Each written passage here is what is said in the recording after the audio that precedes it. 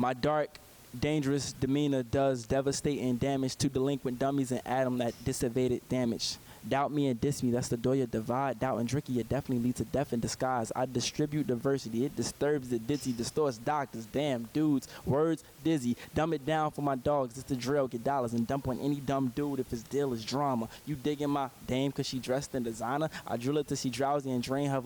I'm dazzling, I devastate all dimensionals. I'm dashing, I defeat all despicables. Disabling the dim with it with this flow. This ain't discouragement though, this is disco. Meaning I'm just dancing, having fun to downsize. And that's Driicky, ODing in his downtime, straight D's. Snapbacks and tattoos, nice whips, fly chicks, all that, cause cash rules. Snapbacks and tattoos, snapbacks and tattoos, nice whips, fly chicks, all that, cause cash rules. Show off your hats, show off your tats. Show off your arms, legs, chest, show off your back. Snapbacks and tattoos, snapbacks and tattoos. Nice whips, fly chicks, all that, cause cash rules. Okay, now snapbacks and tattoos. Snapbacks and tattoos, the one and only Driicky Graham. Driicky, how you pronounce it? Driicky Graham. Driicky, you've been in this business. I have been following you. I know there's a lot going on with you. And I'll be honest with you, like, just by looking at you, the lyrics you drop, you don't even look like it's coming out from you, but that's love right there. How long you been doing this for? I feel like I've been rapping all my life, especially like since I was like 14. That's when I started taking it serious. I'm 22 now. I mean, but you know, from my heart, I've been influenced by hip hop all my life. So, yeah. You started at 3. How did that get started? I noticed like Lord of the Underground, TikTok, and all of that stuff. How did you get a position in that? I mean, those guys are basically like my uncles, like, you know, because Do It All, Tariq, they used to babysit me. We used to literally play Nintendo together. So I think that my parents always playing music in the car. I had no choice. I was a hip-hop head before I was even born. Let us know one thing about you that anybody else doesn't know, like that you would want them to know. I'm super passionate about hip-hop, and I'm definitely a super student of the game. I love studying all types of culture and all types of hip-hop, and just different areas, battle rap, regular rap. I go back into the old culture, the days of Nas and Biggie. I even go back with Big Daddy Kane, KRS-One, Rakim. I try to know as much information as I can. Let me ask you this. I know a couple of years ago, you've been going through a lot with your label and with management and stuff. How did you deal with all of that? You know, how you deal with any other person that's a sucker. You just kind of just cut them off. Like, you know, and it's like, you know, and I ain't really that type of guy to be on it like that, but it's just like when people try to disrespect you or get over on you, I just don't tolerate that. So me and my ex-label, like, no shots fired at them, but, you know, we don't connect because we went our separate ways on business. As far as my ex-manager, and they know who they are, like, kick rocks. Like, that's where I'm at with it. I got a new team now. We working hard. We doing better than I could have ever imagined. You know, to turn all of that negativity around, make something positive back out here. My second record is top 30 on the radio. My first record went platinum, and so we trying to get that same status all over again. You know, the host of 106 in Park, Mr. Bow Wow. Yeah. Okay, what's really good? What's really good with that unfollowing business on Twitter? Bow, to me, I don't know what position he's at or where he's mentally at with his life right now or what's going on over there. I don't even try to get into it. But like I said, I don't tolerate no type of disrespect, and that's just what it is. I tried to offer a Bow Wow opportunity to get on the remix of Snapbacks and Tattoos, and to my knowledge, the label had other plans. They wanted Cash Out at the time, which is cool. You know what I mean? Whatever happens, you know what I'm saying? Cash Out had the hottest record around the same time I did. And, you know, he didn't take it as well as I thought it was. I didn't break it to him like, you can't get on my record. I broke it to him like, yo, this is the label decision. But I offered him a spot on the album. I even offered to do another single with him. He chose to decline. He got a little emotional, hopped out of the DMs, hopped on his Twitter, ran it to his fans, tried to paint me the picture like I'm the bad guy. And I guess he held on to that energy for 2 years. But I can't call myself really beefing with Bow Wow because that doesn't give me any brownie points. That's like nobody that I could really, oh, man, you're beefing with Bow Wow. Like, I don't really care. In my hood, they wear them snapbacks and tattoos. Clack and snatch jewels. Pack tools, crap shoot, and sell that in glass too. What I like about you is that you just pretty much, you know, cause I know, like I said, I've been following you, pretty stay grounded, and you just know how to like step away from the drama in a bit. Right. You know, and just not give in too much. So that's like respect right there and everything. I think I know, I figure out when everything's a fantasy land for these guys because to me, hopping on Twitter and all of that stuff, I mean, who am I to say what's G and what's not? But to me, that don't really seem G. And I don't really take it as no type of disrespect because it's like you can't really do nothing to me other than say how you felt about not being on my record. So I think that these guys get caught up in like a fantasy land to where they feel like they're going to just sabotage or whatever, but it didn't stop nothing. It's just like, yo, you just look like you're complaining about opportunity that wasn't given to you. Have you ran into him since? Personally, no.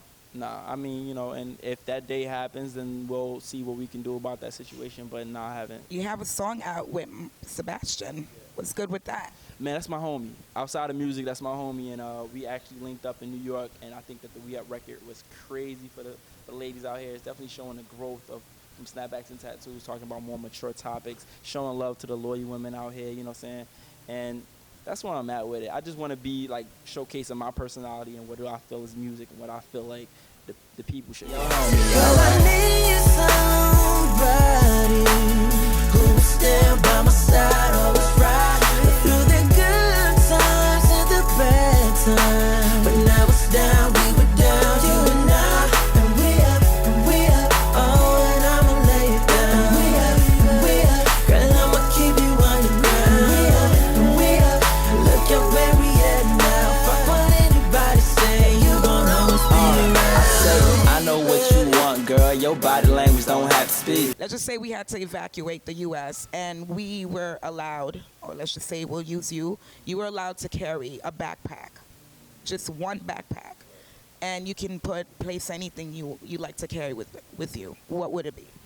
Phone, underwear, toothbrush, all the essentials, deodorant, toothbrush, all that stuff. So I gotta stay clean. My phone is much needed because I need to get in contact with my peoples. I need at least. Now, how are you gonna get your phone if there's not gonna be no service? You probably may be like, let's just say, in an island or something. How are you gonna do that? I mean, I need some type of form of communication. Maybe I could try to make it work while I'm out there. I need some currency to transfer whatever place I'm going to, so that way, even if I can't use a U.S. dollar, I still could transfer it over to a euro or a yen or something, so I got some type of money in my pocket. But I think that'll be it, you know, pretty much all the essential stuff that I really need. And I need my music. Okay. My music is yeah, that should have been number one on my list, but definitely. Let us know a crazy story about you, something really crazy. All right, so I took a week out to go to Germany this one time, and we were like I said, like, you know, we had to take the U.S. dollars to go over and convert the euro, and like everything was such different. Every girl over there looked at like she starred in the movie Twilight or something. It was mad weird, but we had a lot of fun. The customs is different, people over there is different, but I swear to God, me and my niggas almost jumped this nigga for being in the back lane. Like, for real, and I'm not one to be jumping nobody. I'm usually the person that's like trying to catch a fade dolo. But because my father was a boxer, so that's naturally in me too. But like, yo, he said something. He was riding past us, and we didn't know he was walking in a bike lane as tourists.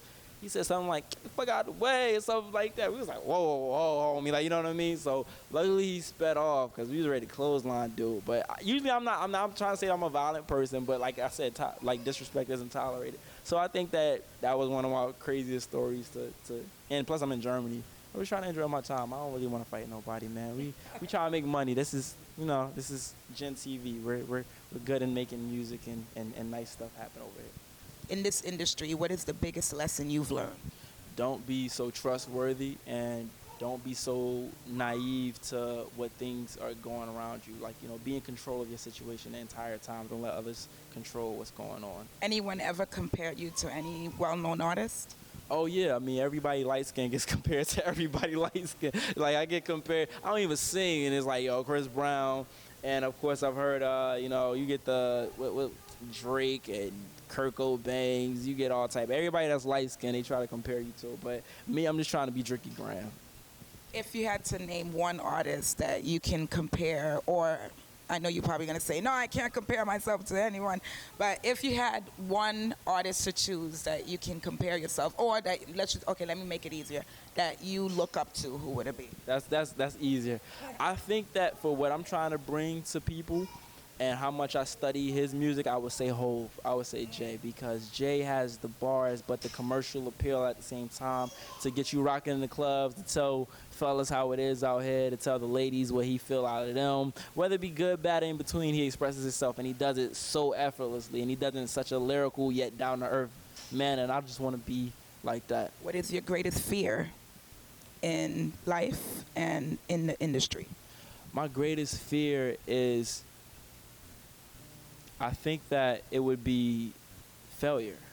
That's the only thing, you know what I mean? But I don't really, I've overcame that, like you know, with the success that's been going on. I try not to let that bother me, but that's one of the biggest fears that was when I started getting into the industry, because I think we all want to achieve something as human beings, and we always want bigger and better stuff for our lives and for our families. So I think if I had to choose one, that would be it. How do you stay grounded? Because I know, like I said, at such a young age, definitely, you know, you're going through a lot and you're meeting all these people, you know, cameras in your face all the time, people, like just pretty much everything going on. How do you stay grounded? Like, what could you tell the viewers and anyone else who's trying to make it out in this industry, like what to look out for and how to, you know, stay in put?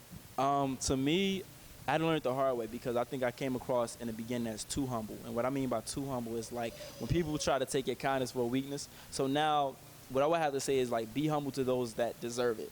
But as far as other people that's in your field, it's a competition. Like, you know what I mean? Like, you got to kind of take your respect out here. So now that I'm back on the block and I'm not so wet behind the ears, I'm really to start bumping people over and establishing my own lane, because nobody's going to give it to you. Nobody's going to hand you success. You got to claim it for yourself. So, I mean, I'm humble to those that I feel like are humble to me. And then at the end of the day, everything else is whatever. Getting it in.